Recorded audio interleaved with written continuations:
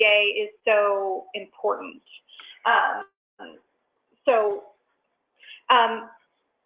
When we think about advocacy days and Frankfurt and advocacy legislators, what we know is that numbers matter.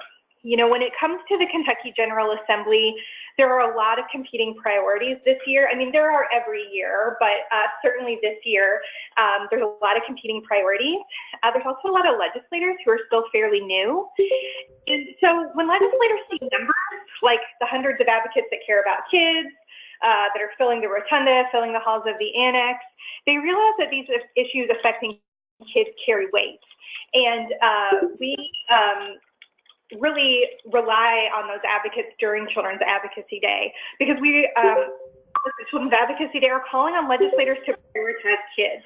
And when, you know, we're not sure that we have the largest turnout of advocacy days in Frankfurt, but we are sure that we have one of the largest turnouts of advocacy days in Frankfurt. And we have enough voices there to make a difference. And so we are hoping that all of you are going to be there, and maybe even recruiting even more people to be there as well. So we're going to start with a quick overview of the agenda and then move into your action items as an advocate that day and beyond. So the day will begin at 9 o'clock. Registration begins in the Capitol. It's on the mezzanine, which is like kind of the second floor, if you will, of the rotunda. So that will start at 9, and all that's happening at registration is that you can pick up packets with information for the day, and there will be greeters when you come in to direct you there. You'll get a packet of materials with, you know, fact sheets, room numbers for the different events going on, a schedule for the day, all kinds of details. The rally begins at 10. There's really limited seating. Those of you who have been there in the past, I'm sure remember this, if you've been there for any kind of rally day. The seating is very limited, and so we reserve the chairs for folks who absolutely need a seat. So please come prepared to cheer and be loud and get fired up with other advocates there. That will wrap around 10:45, and then you have some options as to what you can do next. Hopefully, you will have scheduled a meeting with your legislator, and you will be running off to that. And if that is the case, if you want, you can stop by the Blueprint Policy Information Stations, which will be in room 113 in the annex from 11 to 12. There will also be committee meetings beginning at 11. Again, more details on those particular items will be in your registration packet. And as we know them, some of that is still actually being determined. As we know that, we will post that on the Children's Advocacy Day page on our website. And then after that, the chambers go into session at 2, and it's really great around 1:45 if advocates can gather on the stairs to the House and the Senate to members as they go into chambers. And then throughout the day, we have art from the tunnel, art in the tunnel from Kentucky Kids. And we also have a social media station at the resource table in the annex outside of the tunnel. So be sure to stop by those as well. There's a lot of, you know, after the rally, there's a lot of, you have choices, kind of choose your own Children's Advocacy Day adventure for the day. And we will have as much info as possible in advance and on that day as to what you can do. A few tips and reminders. The first, and this is a pretty important one, get there early. There will be a lot of people there, and there is a parking garage, and there is enough parking, but it's tight, and it's a walk to get to the door of the Capitol. And when you come in, there's usually a line because they check your, search your bag, they'll check your ID, so please be sure to bring a photo ID. Also, if you can charge your phone and get ready to post on social media, because we want to see lots of photos and social media posts. We know that legislators love social media, and they will be checking Twitter throughout the day. So if you tweet, be sure to, you know, like exercise your thumbs in the morning. You can grab a bite to eat in the annex cafeteria and or bring snacks. Sometimes there can be a bit of a wait in the cafeteria around lunchtime, but so you may want to pack a snack. And finally, come prepared to be bold. Be bold in cheering at the rally, be bold in connecting with other advocates, be bold in meeting with your legislator and asking them to step up for kids. Just, be willing to put yourself out there on behalf of kids. So with that, Mara is going to go over the advocates checklist. So I am going to turn it over to Mara. Hi, everyone. I'm Mara. I'm the communications director here at KY. And right now what we're going to discuss is basically an Advocacy 101, but we're framing it around CAD, but these tips can apply to any number of issues that you care about and can be for any advocate planning to visit the Capitol or to contact their legislators. So let's first look at what you need to do in advance of Children's Advocacy Day. This is all about preparation here. So first, we're about 2 weeks out from Children's Advocacy Day, so make sure that you are registered for CAD, and if you're not, be sure to go to our website, and we'll be posting it online. We have been on social media and in our weekly wrap-ups and listservs, so if you're not on those, please join. And let's see here, and next. Sorry. And if you want to make sure that if you are on Twitter, to follow these hashtags. KYGA18 is the General Assembly's hashtag for the year, and then Blueprint KY is to be able to follow the issues that are on the blueprint throughout the session. We'll be posting, as those bills move and that sort of thing. And then also CAD KY 2018 is the hashtag for CAD. And that allows you, if you follow that, to join in the conversation and to be up to date on what is happening. And of course, you want to know all about the policies, so you can visit the Kentucky Youth Advocates website sheets, and those can be on the legislative and administrative priorities, which we'll be talking about shortly.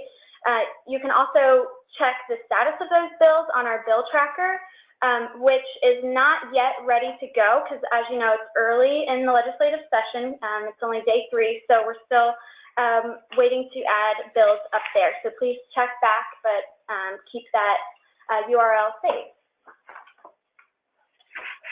And a vital piece here, if you don't already know yet, is know who your legislators are and what committees they serve on. To do that, you can go to the LRC page, or you can use the legislator lookup tool that's on our website.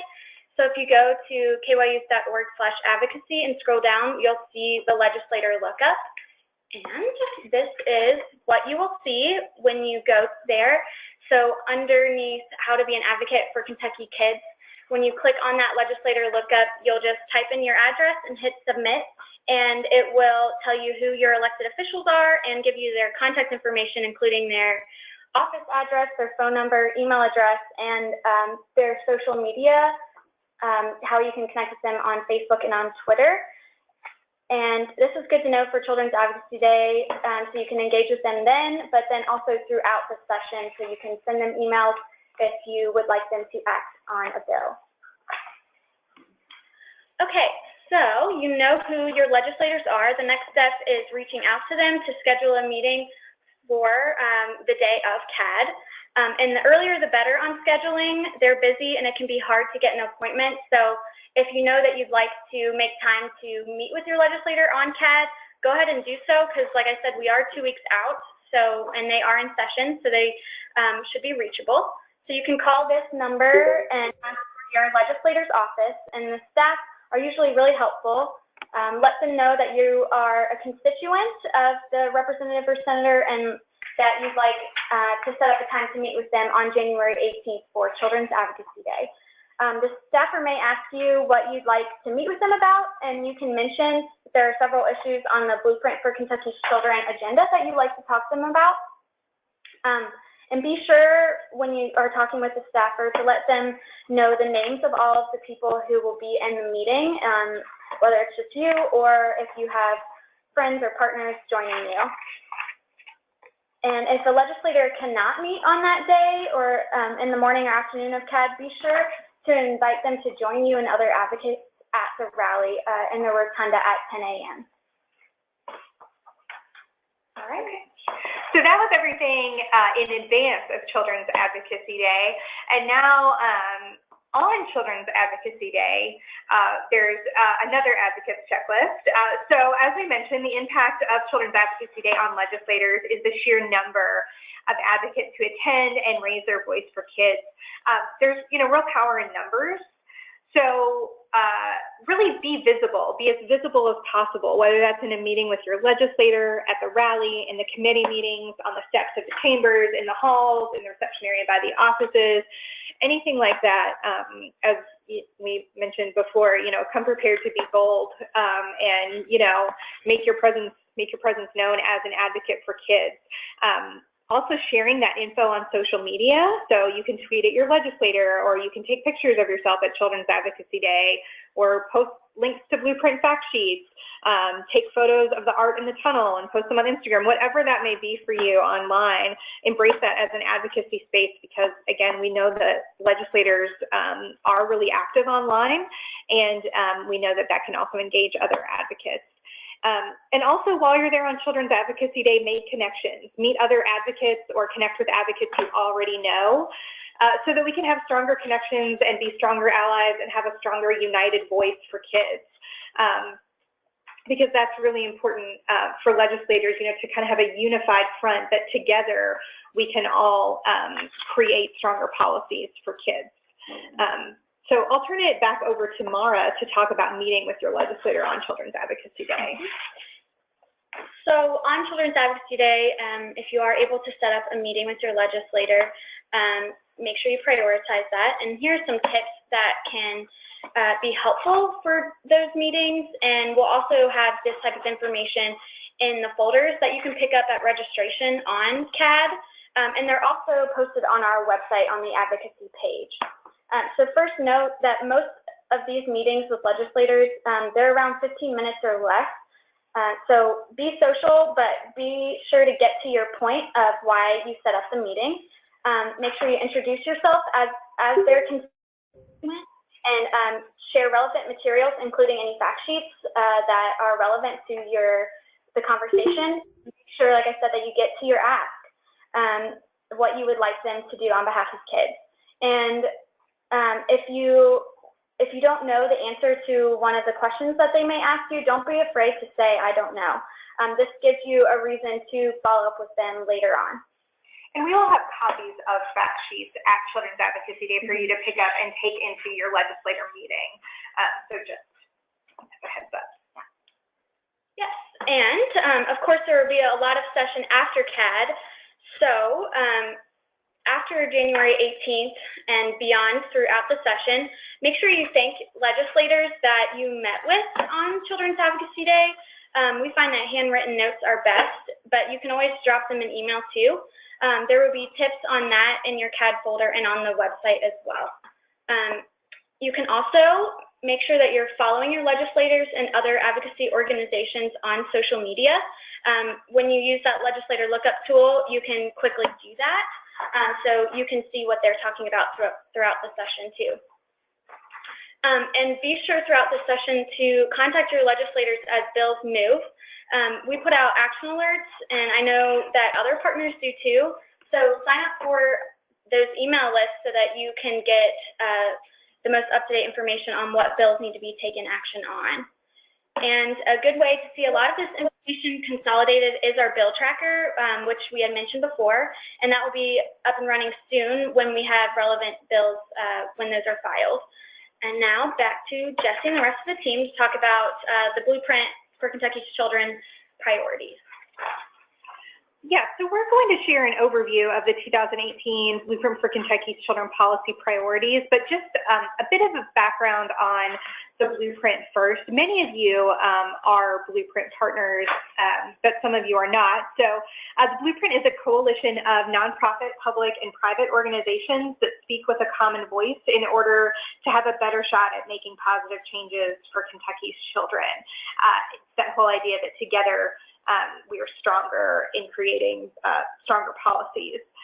So the Blueprint stands on 3 pillars: thriving communities, launch strong families. Strong families launch successful kids, and successful kids launch a prosperous future for Kentucky. So with that, we will turn it over to some policy folks who can tell you more about this year's policy priorities. I believe there are 11 of them this year, so it's quite a few. And just as a reminder, we're going to go through all of them, but then if you have questions, please submit those via the chat feature, and we will take those at the end. So with that, I will turn it over to Mahek. Thanks, Jessie. I am Mahek Kalra from Kentucky's Advocacy. I will be discussing the 2018 health legislative priority, which is increasing the tobacco tax by at least $1 to keep teens from starting to smoke and reduce smoking among pregnant women. We know health impacts every aspect of a child's life and is one of the most important components of overall child well-being. In Kentucky, tobacco takes a toll on the health of children, teens, pregnant women, but we know that viable solutions exist to end tobacco use. One of those being is increasing the tobacco tax by at least $1, which not only provides a strong revenue stream, but also is a proven method to prevent teens from starting to smoke and to prompt pregnant women to quit smoking. I'll now turn it over to Harper Kelly. My colleague will discuss some health or education policies. Hi, so yes, I'm Harper Kelly, and the first policy that I'm going to share with you has to do with the ensuring students have safe and effective educators in the classroom and in their schools, regarding the teacher tribunal process. Currently, tenured teachers who are removed from their jobs can appeal that decision through a process that's known as a tribunal. And in that process, a tribunal right now is made up of a teacher, an administrator, and a lay person who review the educator's case and can overturn that decision of removing them from their job. And in the past 10 years or so, these tribunals have been, actually more than that, the tribunals have been inconsistent, and they more often overturn decisions that were made in the best interest of student success and safety.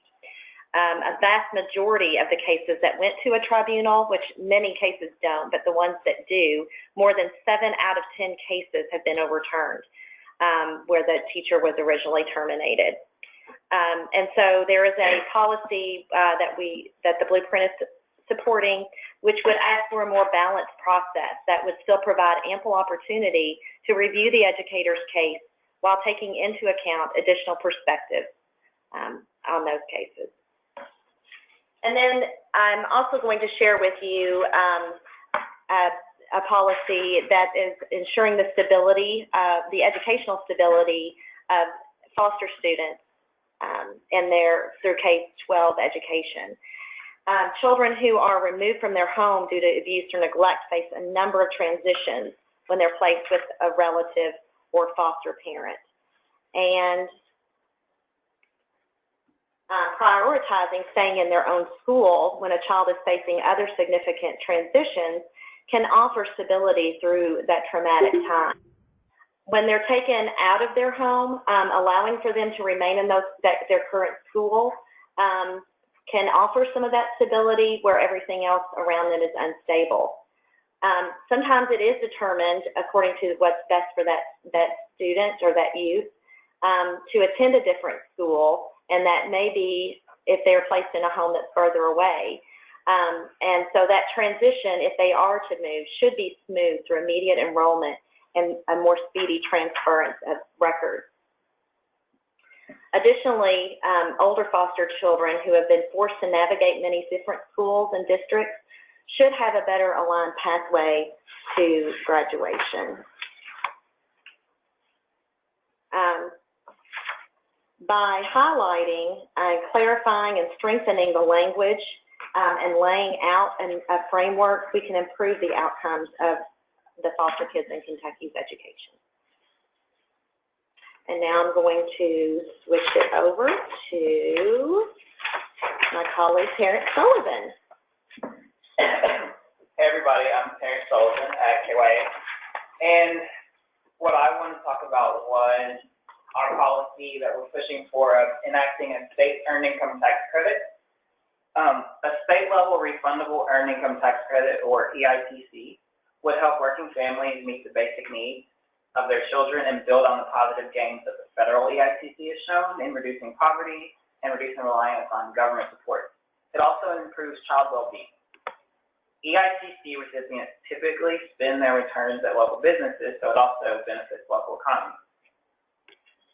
And EITC can only be claimed by people who work and earn income through work, so it helps build on the success of the federal EITC in keeping children out of poverty, and it's been the most successful of any poverty reduction policy. And it also has worked to increase employment levels and decrease the use of government assistance among parents. Evidence has shown that typically 3 out of 5 recipients only claim it for 1 or 2 years, and so it is a policy that it's an investment that states will make, but then people quickly get off of it because it helps them get on their feet. So the EITC is a great way to encourage and reward work while also growing local economy. And the EITC has a tested and proven track record of increasing workforce participation and a fast and positive return on investment. I will now transition over to Patricia Tinnen. Hi, thanks, Terrence. So I'd like to share with you our priority for childcare. We'd like to strengthen childcare support for working parents by increasing provider reimbursement rates for Childcare Assistance Program, also known as CCAP, and allowing parents earning incomes up to 200% of the federal poverty level to receive CCAP. So we know that parents can contribute to a stronger Kentucky workforce when they go to work, knowing they have safe, reliable, and affordable childcare options. And currently, childcare, as many of you know, is extremely expensive, especially if it's high-quality care. It can cost as much as or more than tuition at a public university. And so for low-income parents, they are often that's out of reach, which forces them to either make the decision to stay out of the workforce, or they have to place their kids in unsafe or inconsistent settings. And so CCAP, the Child Care Assistance Program, offers subsidies to help them afford that safe and reliable care that they need for parents to work and for kids to thrive. The child care assistance is also a critical component to grow Kentucky's workforce. Unstable child care translates into direct costs for employers through employee absenteeism, tardiness, and reduced productivity.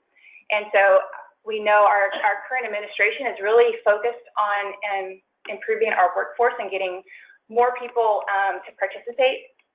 And so we know that it's crucial. We can't achieve that goal without having child care assistance to help the low-wage earners to work or to get that additional training that they need to afford a living wage for their families.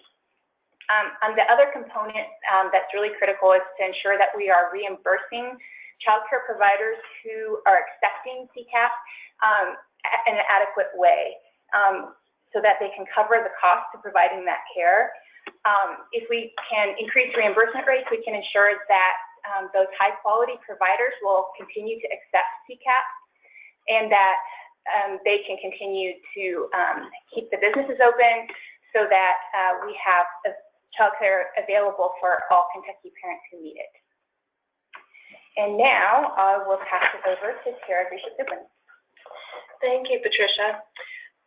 The first item I'm going to talk about is reforms around the juvenile justice system. We are looking at some changes to continue ensuring that our system of juvenile justice is utilizing the most effective responses to both hold youth accountable, but do so in a way that promotes public safety. How we as a state respond to young children and to youth of any age when they do something that's against the law really matters. Some interventions, and even some that seem to work on the face, can actually have unintended consequences that would make it more likely for youth to commit offenses in the future. So we know that we're going to get the best results for safer communities and for setting youth on a path to succeed as adults if we tailor the response to the situation and we don't draw kids into the maze of the juvenile justice system, which can have many ways in, and it can be hard for kids to get out of that system successfully. So there are a number of reforms that we're looking at in that overall package to make sure we're doing what's most effective for our communities and for the young people. The next item is looking specifically at what we do in terms of responding to young children when they get in trouble. We know that kids are kids, and sometimes they do things that aren't appropriate. And again, when we respond, we want to make sure that we're doing it in a way that is going to set the children up on a path to become successful in life. In Kentucky, currently, kids as young as 6, 7, and 8 years old have been charged with offenses. And we know that when we're dealing with children that young, you often need a full family response to a situation like that.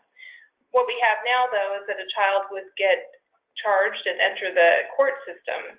And so we're looking at alternative ways to respond to those young children, because the research is quite clear that responding in a different way, we're going to get better results for that young child to become a successful adult in the future, but also that means we're going to have safer communities. And finally,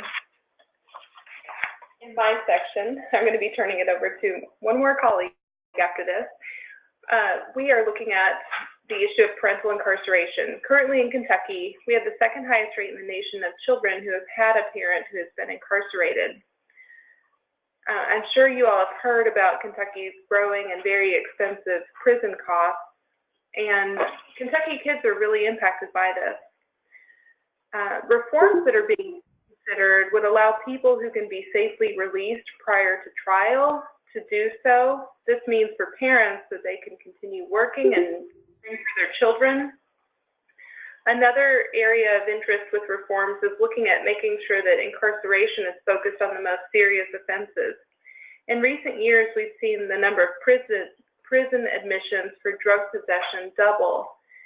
And that has been a specific driver of the big increase we've seen as a state in the number of female prisoners. What we know is that when females go to prison, that's more likely to mean that a child is going to have to be placed in the care of a relative or in the foster care system.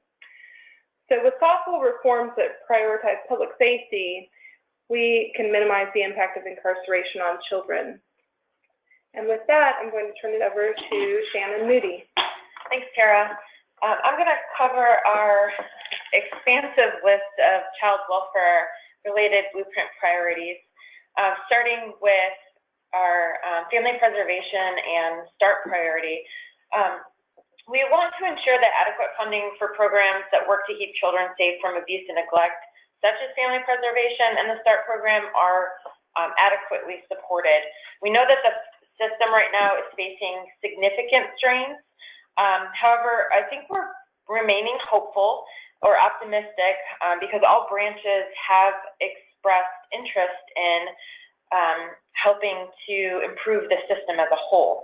So with that, ensuring that family preservation and the START program have adequate support in order to serve the need and keep kids in homes safely is one of the priorities that we are looking to in 2018.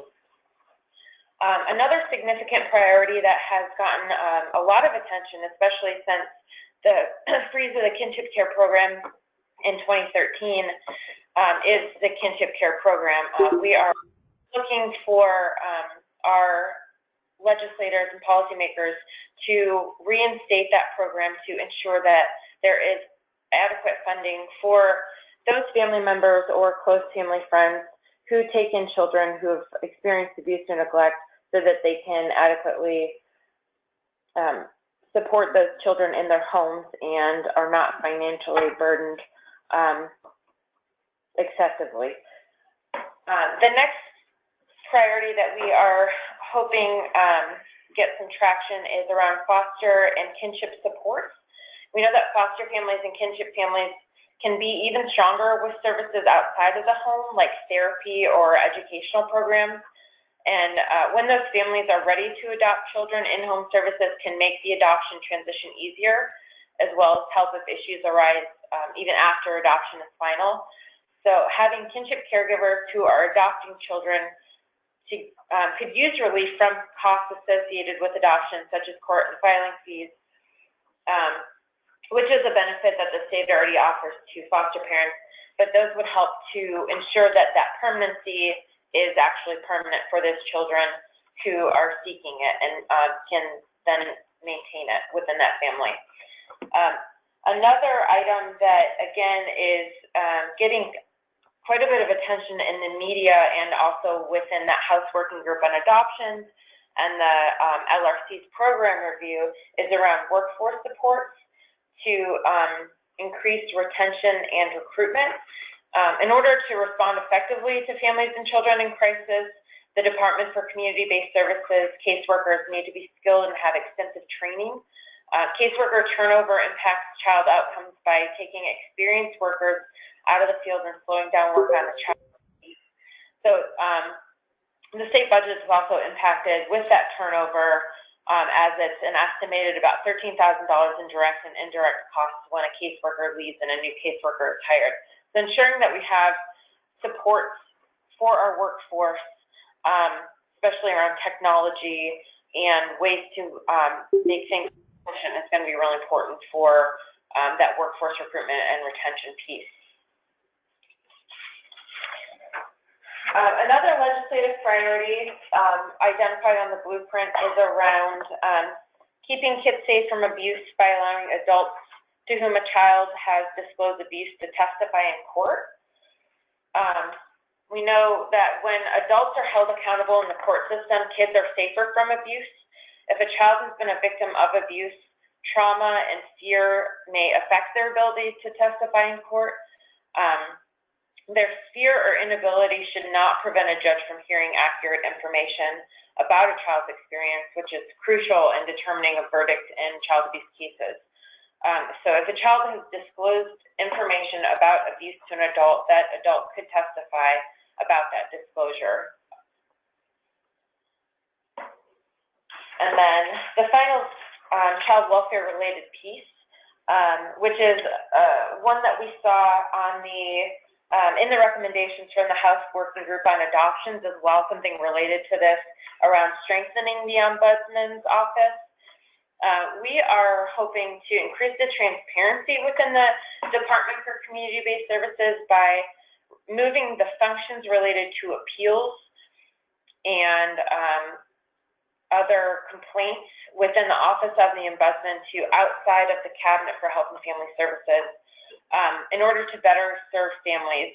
So those functions around issuing reports about the number and types of complaints that DCBS receives, recommending corrective action or administrative hearings based on complaints, reviewing requests to appeal child abuse and or neglect substantiation, and also investigating complaints about DCBS. And there's also interest in potentially expanding the scope of that in the future. So I'm going to pass it back off to Jessie Woodish, who will close us off. Thank you, Shannon, and thank you, everyone, for sharing information about those policies. Again, I counted, there's 11, plus some budget priorities. So there's a lot of work to do throughout the General Assembly and at Children's Advocacy Day. Are there any questions from folks? We have one question here that we're going to answer for the group, and if anybody else has any others, please feel free to submit that. So Kathy asked if there was a way to find out if someone is already set up with a meeting with our legislators so that you could just join the meeting. To my knowledge, there's not a way to do that. You know, I'm getting, seeing head shaking around here, that there's not a way to do that. So you may want to see if there's others in your area that you know who may have a group that have already set something up, or, you know, too many meetings isn't a bad thing. So don't fear duplication. If somebody else is already talking to them about this priority, you should talk to them too. The more the merrier in this case. So I saw a question about do youth groups need to bring their ID? to get in as well. And Harper, if they're over 16. Yes, if they're over 16, they should bring their ID. But if not, they should not need to. Okay. And when we meet with our legislators, should we be discussing specific bills, or should we be gearing our meetings to dealing with the 2018 legislative priorities? Tara, I'm going to flip that to you if you don't mind. Sure. So with it being so early in the session, the good news is that a lot of bills and ideas are still in play and under discussion. The bad or downside to that is that many bills haven't been filed yet, and so eventually all of these legislative priorities will have specific bills connected with them.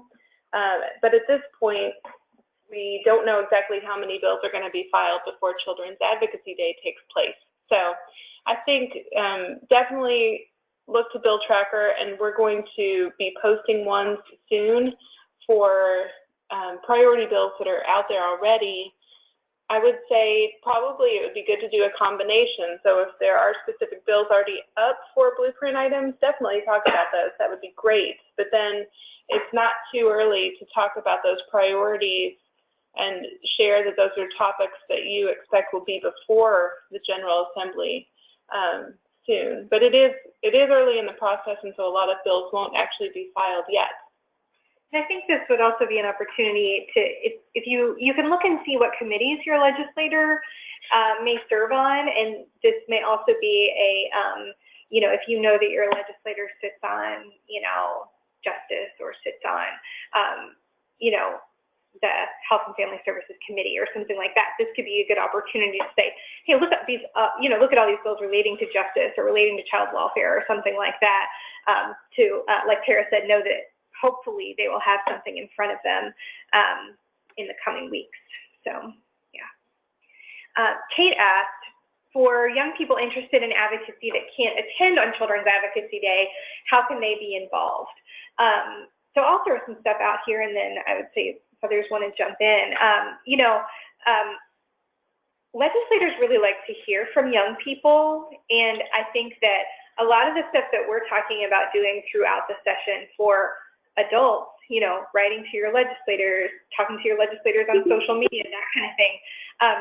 Youth can absolutely do that, and I think that has an impact on legislators as well. Even if young people aren't voting yet, they can still talk about these issues and engage with their legislators as constituents. We will have a youth focused webinar coming out next week. It will be very similar to this webinar, but with a few tweaks. So we will, once we have that, we will announce that. So you could also share that webinar with the young people. Like I said, same thing, they can follow the bill tracker, follow this information as well. Anything else? And we can, on the youth webinar, specifically focus on some advocacy things that they can do outside of Children's Advocacy Day. Exactly. Because there's plenty. We know that young people are incredible advocates. So, oh yeah, letters to the editor. So that's a great point. Thank you, Patricia. We've had a whole bunch of letters to the editor pop up in papers in the last few weeks around the tobacco tax, which has been really impactful on legislators and other decision makers. And I would say the same for other blueprint priorities that, if there's an issue that a young person is passionate about, writing a letter to the editor to raise the profile of that issue in the community, it means a lot to other people in the community and also to the legislators who represent that community. So, yeah. Okay, we have a question from Nicholas about transparency within the Ombuds office, or transparency within DCBS. Do you want to read it? Yeah. Shannon, if you wouldn't mind. Yes, the level of transparency has been an issue for a number of years, and that we're seeing some stall in getting information to the cabinet. What barriers are you experiencing now? Sort of kind of where the root of this is. Yeah, I think some of the things that we're hearing from other individuals around experience, or maybe not ideal experiences with the Ombudsman's office, are around misinformation, or just information that is not getting to them when they need it to be getting to them. There have been stories in the media around substantiations being overturned, and people involved in the case not hearing about it. So there's a couple of there are experiences that people are talking about as far as like not getting heard by caseworkers, and then making complaints to the Ombudsman's office, and then things not being addressed to the extent that they felt that they needed to be addressed. So having some more transparency within the Ombudsman's office is not only ideal for people who are experiencing issues out in their counties, but it's also good for the cabinet to be able to have that information out and have it public, so that people know that they are addressing those issues and know that they are working to fix issues as they arise. So we see it kind of as a win-win if we can increase the transparency within that office. I hope that answered the question. If not, maybe respond back. All right, and then we had a question about bringing a group of youth to Children's Advocacy Day and activities for those youth. And I'm going to turn this over to Harper, who is coordinating a lot of youth activities that day. Great question. So yes, there will be some concrete schedules, or as concrete as we can possibly get them. Sometimes things change that are out of our control, as far as potential meeting times with certain VIPs, where they may end up being called for a meeting that we couldn't keep them from. And so, but otherwise, we are working on those schedules right now. On the website, there is a link to a SurveyMonkey survey, where we are asking all the youth leaders who are bringing groups to please fill out that survey. And within that survey, it's asking you basically how many youth you're bringing, and what activities you would like for your group to attend. So there are many different possibilities as far as setting up meetings with legislators. There's a youth reception with just youth and legislators. There are also tours and meetings with some of the executive and constitutional staff. And so, again, there are many opportunities, and we want to find out from the groups first what you want to participate in, and then we will try to fit you into a schedule. The goal is to have some type of a concrete schedule out to all the groups by next Friday, which is the Friday prior to CAD. So, again, hopefully that will happen.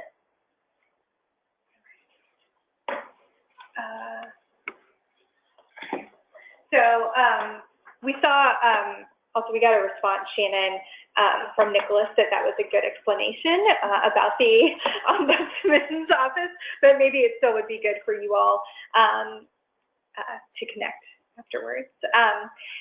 And then here's a question. We'll be bringing a group of pediatricians to Children's Advocacy Day. Thank you. That's awesome.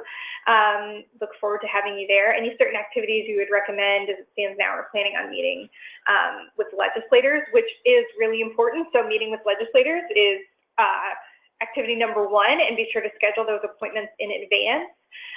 We will also have some, again, this is still pending because they're literally still deciding on what the committee schedules will be, but there will also be committee hearings that day that are, particularly if they have any bills, relating to the blueprint or children's issues or anything like that, but it's, just good to have a lot of people in the room. So I would definitely recommend that as well. And the blueprint policy information stations, which will be in the room 113 of the annex, is it's a good opportunity to learn about the Blueprint priorities you just heard about today, but it's also a good opportunity to just meet some other Blueprint partners. So that can be really helpful as well for your group. So, I don't know if anybody else. Okay. Any other, did I miss any questions? I think we got all of them. Okay, if anybody has any other questions, oh, here's one. What is our program? That is a good question. Yeah, I'm so sorry for not explaining that. It is, it's a program specific for families who are dealing with opioid issues, and what it does is it allows for families to get intensive substance abuse treatment while also having a peer mentor and a caseworker, and oftentimes they're able to keep the child in the home with the mother, father, whoever is going through that treatment, and can keep that family preserved and make sure that the substance abuse treatment is taking place. The caseloads are a lot smaller for those caseworkers, so they get very intensive services, and the success rate is very good. The START model actually is becoming a national model, being nationally recognized, and it was developed in Ohio, but also developed here in Kentucky. So if you want more information about that, please feel free to reach back out.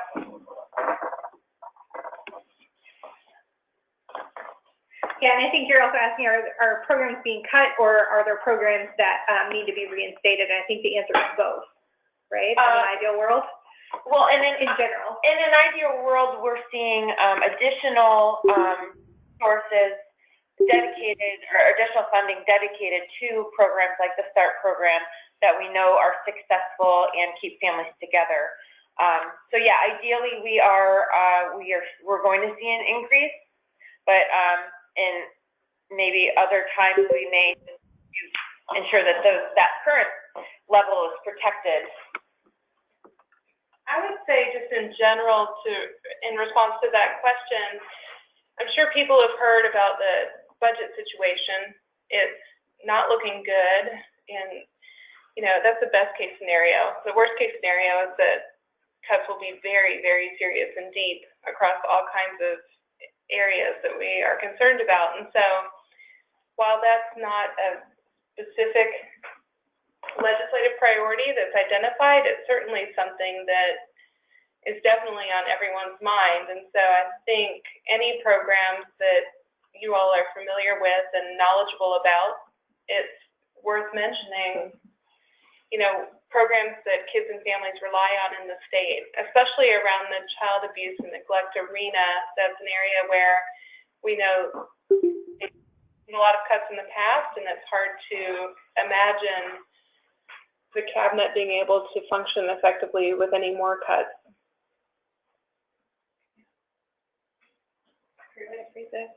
Yeah. And thank you for those questions. Those are really good questions. Thank you.